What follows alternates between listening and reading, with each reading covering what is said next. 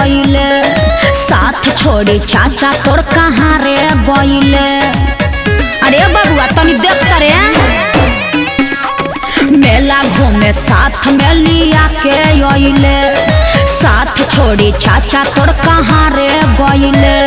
हम चिचियात रहनी तू सुनलुआ। अरे का सुनी है हाला में कुछ सुनाता का कहताड़ी बबुआ केने बाड़ी हमरो नहीं कहू जा। अरे अब का करी बेटा भोली गायब की पंडाल के भीतर गई रे भोली गायब की पंडाल के भीतर गई रे बेटा मौसी तुम्हारी की धर गई रे बेटा मौसी तुम्हारी की धर गई रे।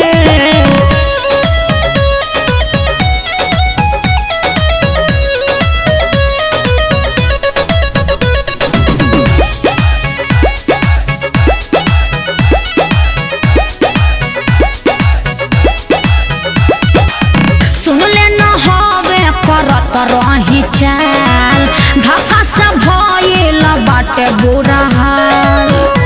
अरे कबे से पसीना से भीग गइल बानी।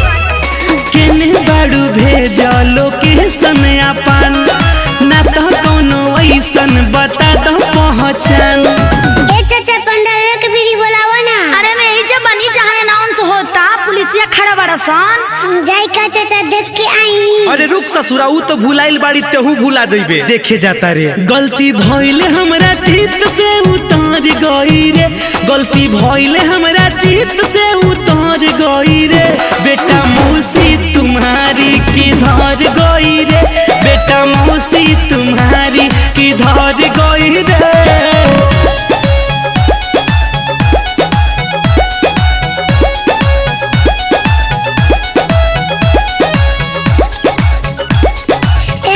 जल्दी आओ ना हमरा जिलेबी खाए के मन करता। होता बेहाला न बा कुछ सुनात मौसाले कहू तनी करे के बात। ए मौसा खोजो ना काम होना के खड़ा बड़ा बड़े परेशान मनुआ जाए बचन धोई ले बाड़ू तू रहिया कवन।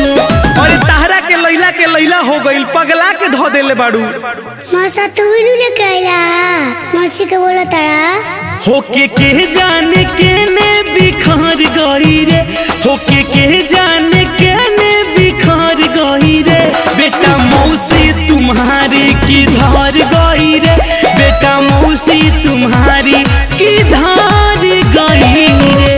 हाय देखी हाथ उठैले बनी लौकतानी हाय देखी देखी हाथ हिलावतानी देखी लौकनी। हाँ लौकतारू आवतानी।